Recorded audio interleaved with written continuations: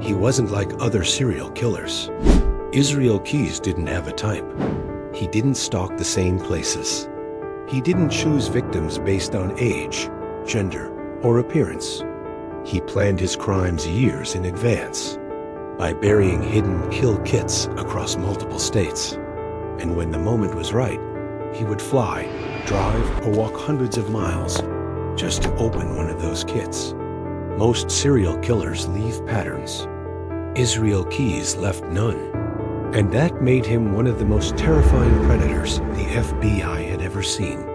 This is the story of the man they called the serial killer who planned everything.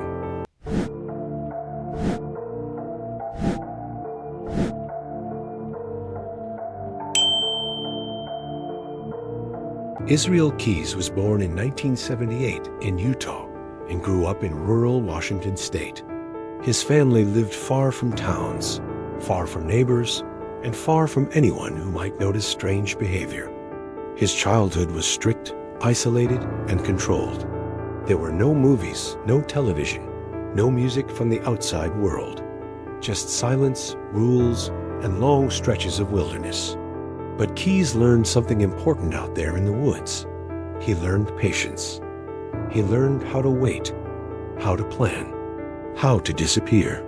As he got older, he became skilled with tools, weapons, and survival techniques. By the time he reached adulthood, he wasn't just comfortable in the wilderness. He thrived in it. Later, he would join the U.S. Army, where he became disciplined, methodical, and calm under pressure. All traits the FBI would later say made him incredibly dangerous. After the military, Israel Keyes settled into what looked like a normal life. He worked as a contractor, quiet, polite, reliable. He had a daughter. He traveled. He blended in everywhere he went. To anyone on the outside, he was just a regular man. He even joked with neighbors, helped people with their homes. No one knew that during his long drives across the country, something much darker was happening.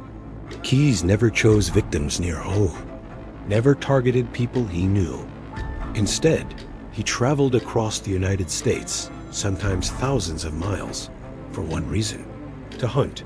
And the most terrifying part? He often had everything prepared years earlier. This is the part that stunned investigators. Across the country, in places like Vermont, New York, Alaska, Wyoming, and Texas, Israel Keyes buried 5-gallon buckets. Inside these buckets were cash, supplies, tools, and items used to commit and conceal crimes. He called them kits. He buried them in places he thought no one would ever find, near old barns, behind abandoned buildings, deep in wooded areas. Then he simply went back to living his normal life. Months, sometimes years, later, he would travel back to one of those states, dig up the kit, and choose a target at random. No pattern, no profile, no connection. This is why investigators struggled to link him to anything for so long.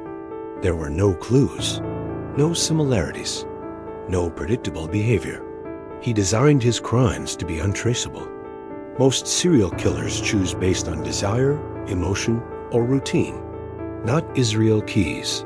He chose based on opportunity and nothing else. He could be anywhere in the country. A quiet road, a small town, a random neighborhood he'd never visited before. He avoided security cameras. He used cash only. He turned off his phone. He left no digital trail. He didn't rely on impulse. He relied on preparation. And sometimes, he spent days scouting areas before choosing a victim. The FBI would later say, Keyes is the rare serial killer with no victim profile. He was controlled, calculated, and exceptionally patient. That made him nearly impossible to catch. After years of traveling and committing crimes across the country without leaving evidence, Israel Keyes made one mistake. A single financial transaction, one that he thought he could cover. He used a victim's debit card at ATMs across the Southwest. That gave police something they had never had before: a pattern. They tracked the card from state to state, watching the same white car appearing on surveillance footage. That car and that ATM trail led them to Texas. And on March 13th, 2012, during a traffic stop, Israel Keyes was finally arrested. Calm, polite, silent. He didn't panic.